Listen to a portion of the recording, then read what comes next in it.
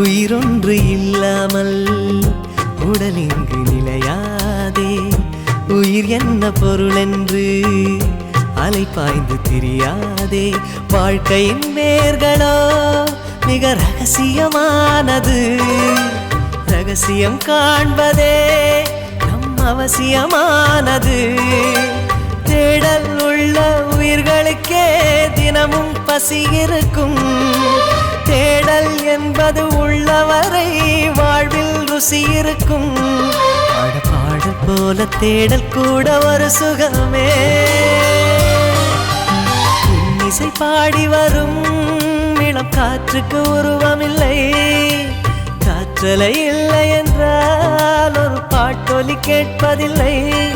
ஒரு காலம் வருகையில் உள்ளம் கொள்ளை போகுதே. ஆனால் காற்றின் முகவரி கண்